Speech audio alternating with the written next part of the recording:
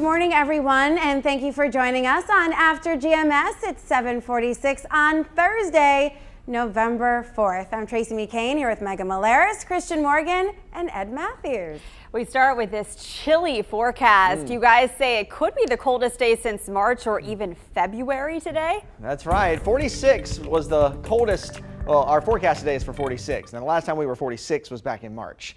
Last time we were colder than that was 44 back in February. So we're going to be teetering on some of these little records today, if you will. 42 right now in Greensboro, 43 in Winston-Salem, 43 in Asheboro, and 43 in Lexington. We do have some 30s, upper 30s along the North Carolina-Virginia border. 38 in Martinsville, 39 in Reedsville, 38 up in Walnut Cove, 42 in Mount Airy, 36 up in Galax, Virginia. Now, those temperatures aren't going to move a whole lot today, and by the time we get into your overnight hours into early Friday morning, temperatures will drop down to right around that freezing mark for most of the News 2 viewing area. So for that reason, freeze warning in effect for tonight through mid-morning tomorrow. So we will likely have our first frost. So bring in all those sensitive plants, unhook the water hoses, those typical things that you do, of course, throughout the winter. Now, have a lot of questions whether or not this is late, whether or not this is early, and honestly, it's pretty much right on time. Our first freeze of the season usually falls somewhere around Halloween, give or take a few days.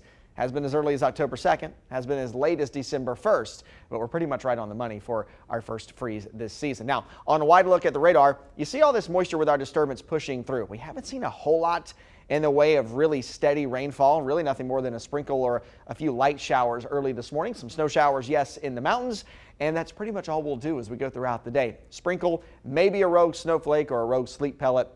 But honestly, we're just mostly socked in under clouds for a good portion of the day. This is not a big deal rainmaker. Don't expect to get measurable rainfall out of this. So as that disturbance pushes by, that brings us our clouds. Meanwhile, high pressure to the north pushes in that cooler air from the north. We have that northeast wind. And what happens is, a lot of times this year, or a lot of times during this time of the year, we talk about the Appalachian wedge setup. And that's likely what we'll have today as that cooler air gets banked up against the mountains. It can't really go anywhere, and the clouds can't really clear out either. So we're likely stuck in the mid-40s for most of the day. Now tonight, that will break free a bit. We'll see our skies clear, and that'll set the stage for a chilly night of weather, dropping down to around freezing with that frost likely by tomorrow morning. Heading into the weekend, we're going to be watching this area of low pressure that slides up the coast. Now, most of the rainfall and most of that moisture will stay out to sea and along the coastal areas of North Carolina, but I'm not so sure that we couldn't get a stray shower in here on Saturday. Mainly, it just throws some extra clouds our way. That will be the biggest factor that we see from that. Meanwhile, today, clouds, sprinkle, or a stray shower. Again, that rogue sleet pellet or maybe a snowflake from time to time would be about it. We clear things out and get cold tonight, headed towards freezing. We'll likely have frost Friday, Saturday, and Sunday mornings. We're still chilly over the weekend, low 50s on Saturday, a bit better on Sunday with temperatures in the low 60s. But if you're looking for that warmth to make a return, we get back close to 70 early next week. But I will say, I do not see the warmth sticking around very long. Awesome. Great. So there's no snow in the triad, none that we can see, none that we can forecast, but that hasn't stopped a lot of people from talking about it online. We do know that it's going to potentially snow in the mountains, as Christian and Ed have told us on the Good Morning Show. And in other parts of the country, including the higher elevations of our state, yeah, snowflakes are certainly possible. Maybe one or two random flakes here. Yeah, we saw some video from Yancey County this morning. So already some awesome flakes falling there, not really sticking though. We want to know, how do you feel about the chilly forecast right now? Or maybe how much snow would you like to see this winter? Let's look at some of the videos we've gotten so far. This is the Yancey County video I mentioned up in the mountains. Not everyone is particularly ready for snow, but it sure looks pretty. Roxanne said, "Oh no, say it ain't snow." Diane calls it pretty, but said she's not ready for this yet. Elena said it can stay there, as in the mountains, but Denise said it is so pretty with two hearts, so she clearly loves winter. All right, so I do like the season of winter because there are some pleasant days. I don't necessarily like the chaos that can come with snow. And maybe because we have a different and unique perspective being on the other side of snow events, having to go out in the snow, having to cover the snow, having to extend our coverage for 8-10 hours to let people know that, yes, there is snow outside. Maybe because it's that side of things that I'm kind of tainted to snow, because I did spend about 10 years in New England and dealt with snow and never really bothered it, that, had a problem with it because it was just where I was and the life that I was living. But now, maybe it's age. I don't know. I just don't want it. All right, Christian, that is my polarized opinion. How about yours? I think we all know where I stand on this issue. I would like to see a really good snow. I'm not one that wants several feet of snow because that definitely, of course, causes problems, and of course for schools and work and that kind of thing. But I would like to see a good snowfall of a few inches, 2 to 4, maybe 6, maybe 8 on a good day, but just enough. just enough of those big fat wet flakes, the big ones that are the size of your hand that fall. Those are so pretty, and to make a nice even coating, especially on the grass, I'll say that, on the grass, not on the roads, not to cause any problems, but just a nice even snowfall is so pretty to watch. So I'm thinking, Ed, when it came to college choices for Christian, he wasn't thinking Florida or California, Texas or Arizona. He was just like, mountains the whole time. Take me to the mountains. All right, Ed Matthews, from one meteorologist to the other, what is your feeling about snow? Everybody, all of our viewers know that I'm a big warm weather fan, but I don't mind snow. We could have, a dozen episodes this winter where we just get a dusting. I'd be fine with that. Anything over about 2 inches, I don't want it. Christians over there talking about maybe upwards of 8 inches, and it's like, that is so unnecessary, Christian. What are we gonna, you could make snow cream for a week with that, right? But I gotta say, some of the most beautiful winter days that I have seen, experienced living here in the Triad is when we have those big fat flakes, like somebody's busting open a feather pillow. The snow is falling, but when it hits the ground, it melts. I love to watch it snowing, coming down. It's beautiful, beautiful, beautiful.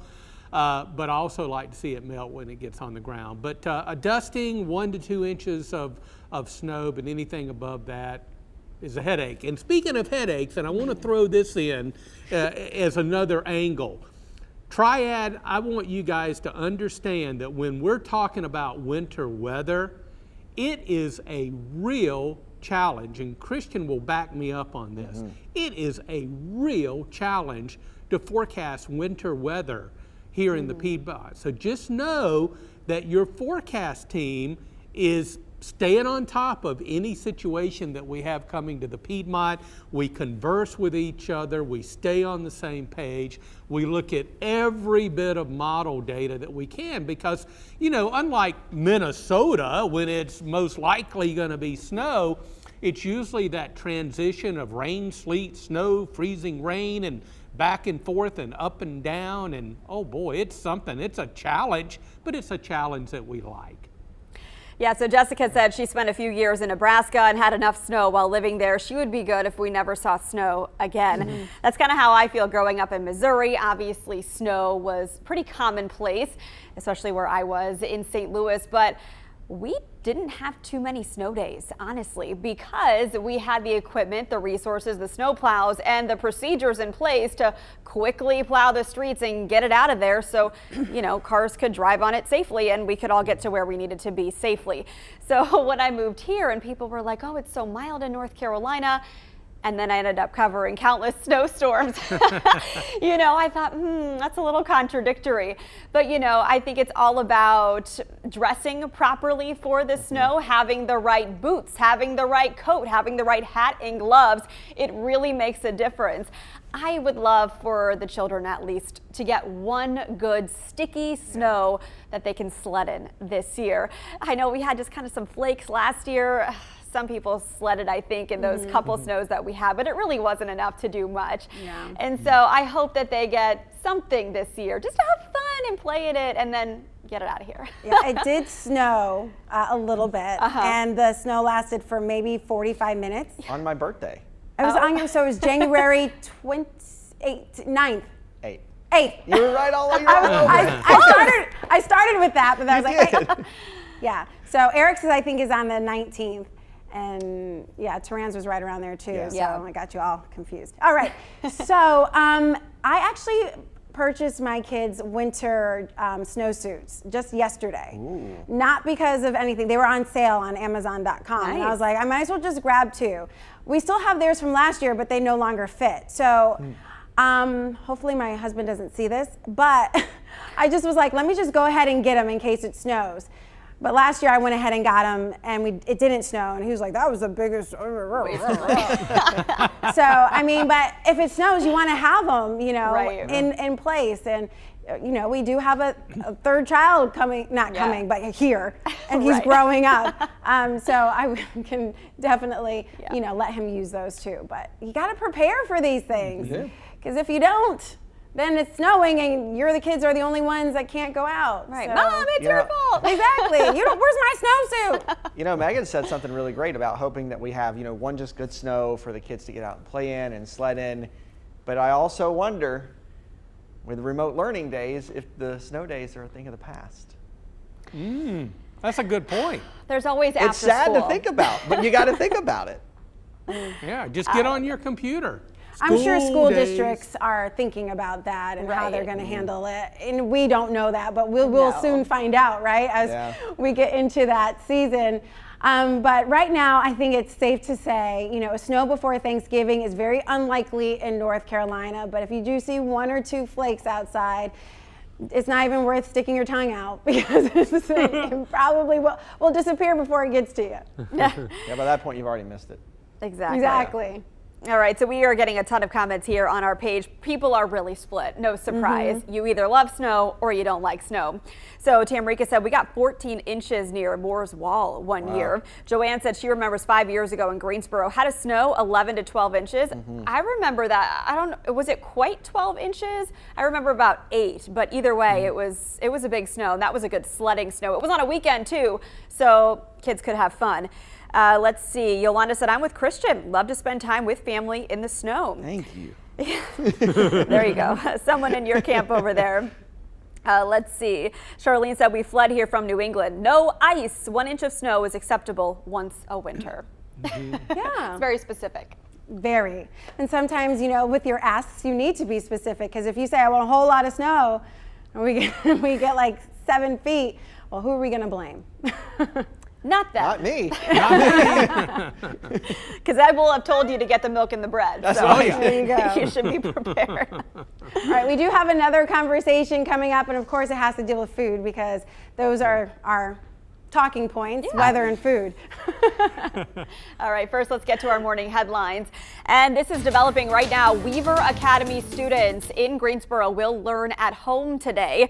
Guilford County Schools announced due to a crash on the Weaver campus, it will be a remote learning day. School officials say a car crashed into the building. We're working to find out if anyone was inside the building at the time, but the school district tweeted this out just before 6:30, so it's unlikely any students were there. This is the second instance in the last month of a car hitting that building. So students today should log online to get their assignments. This affects only Weaver Academy students. All other GCS students will go to classes as scheduled. Guilford County Schools did add 2 remote learning days later this month to help staff and students who could be stressed right now. Students will get Monday, November 22nd and Tuesday, November 23rd to catch up on work virtually without teacher instruction. The district added these 2 days to the week of Thanksgiving.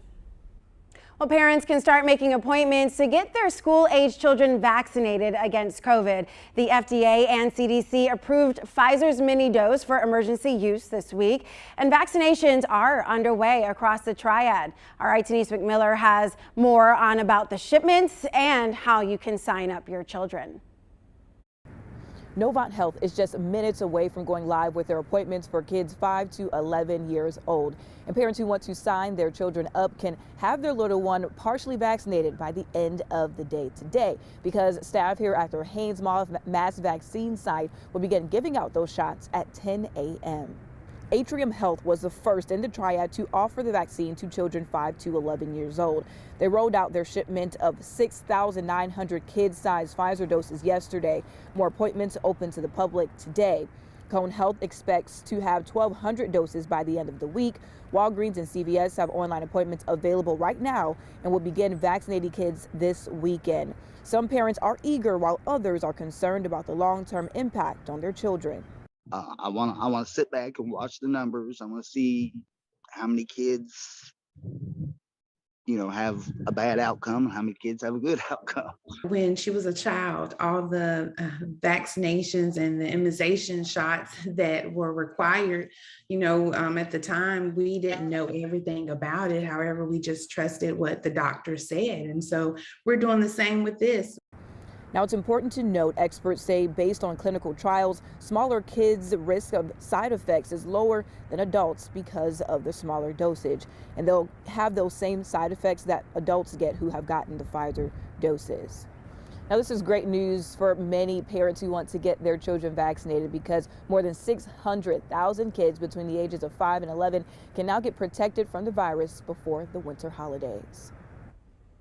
Well, if you are looking to get a COVID booster shot without leaving your car, you can do that today in Rockingham County. The health department is offering drive-through COVID vaccinations for the booster at 9 a.m. They'll be giving out Moderna booster shots by appointment only. You do need to bring your COVID-19 vaccination card and a consent form that you will find on the department's appointment registration page. Please make an appointment before you show up. All right, food on after GMS. It's like a staple, The conversation always seems to go towards food, so why not just bring it straight out there? We're talking about sandwiches today, not necessarily the sandwich, but what you put on it. Yummy. So what do you prefer on your sandwich? Mayo? Mustard? Maybe both?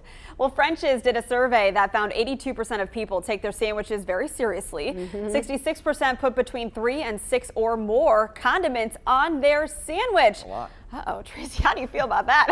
42% of people prefer good old-fashioned mustard. 57% of people said meat was the most important part of the sandwich.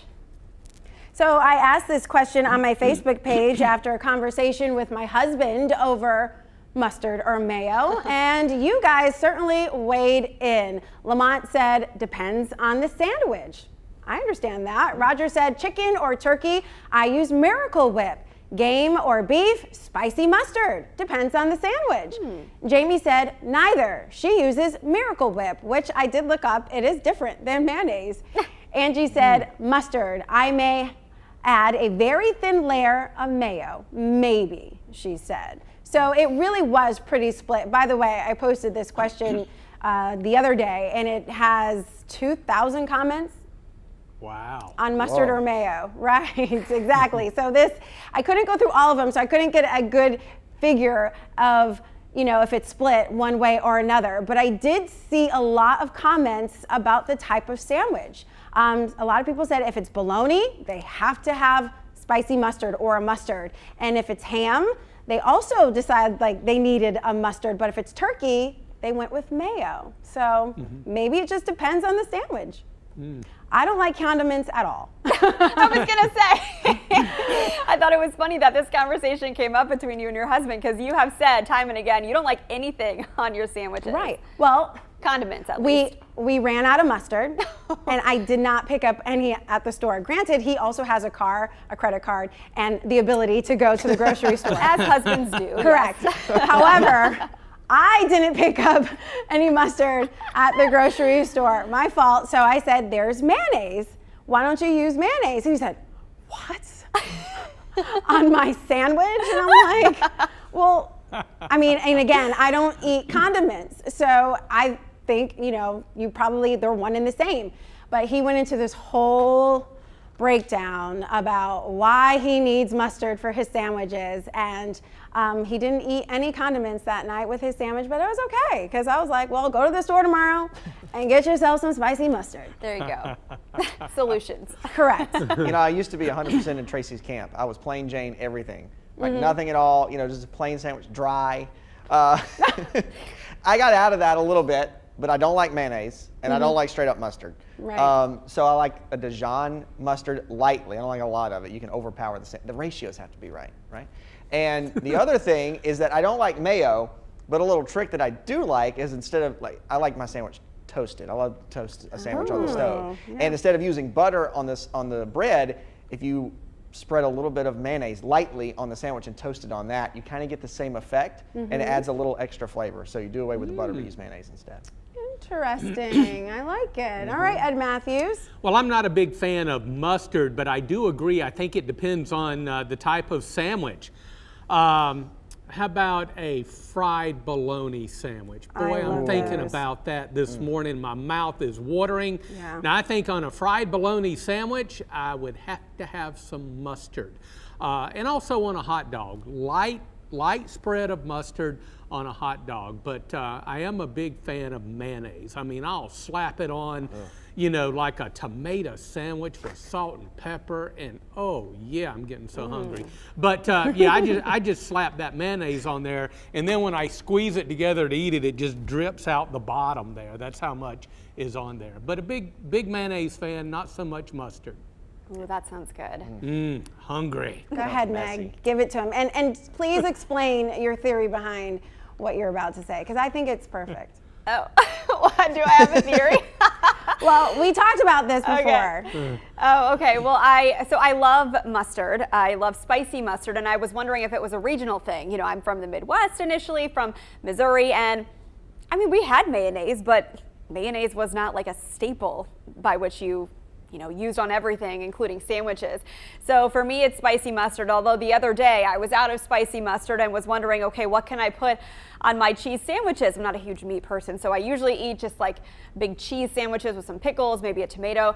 I tried some Caesar dressing, and that was actually pretty good. So sometimes you just don't know what you're missing until you're out of something else. Just like maybe your husband should have tried the mayo and he would have had a newfound appreciation for it. I was dealing with another toddler in my house, and he decided that he was not going to have anything. It was that or nothing. But I've restocked, so we're good now. Oh, okay. Yeah, Thank we're good. goodness. Right. But my daughter loves ketchup. My son does not like any condiments. Okay. Josiah doesn't, and Yeah. the baby is too young.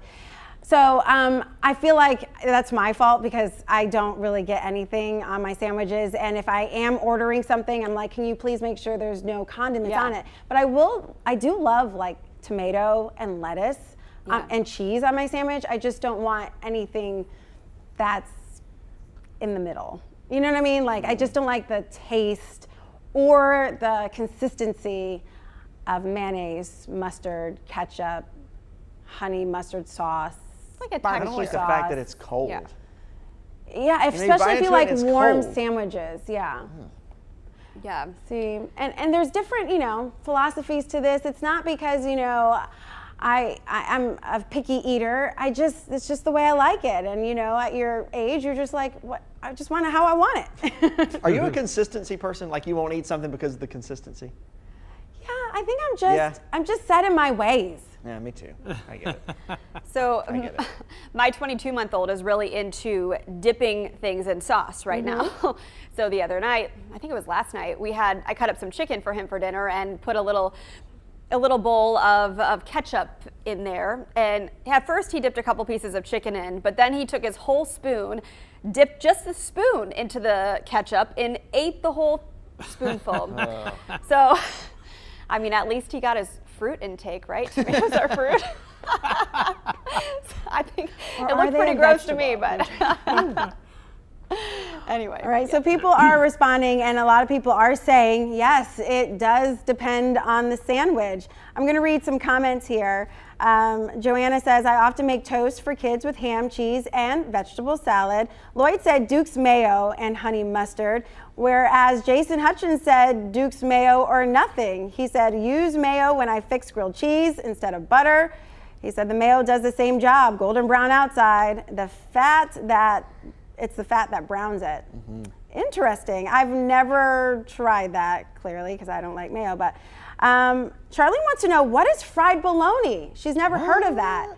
And it is the best sandwich you will ever have in your life. My mom used to pack that for me to go to school. Oh, so many. Oh, man. Oh, and so it many stayed memories. warm. She must have had like foil around it and stuff. Yeah.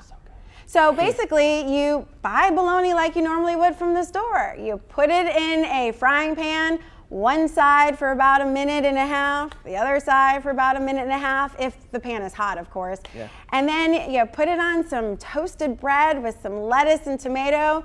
If you'd like to add condiments, you can, and split it in half and you're ready to go. Some people prefer no crust. I am so hungry. Fried bologna is like one of the best things in life.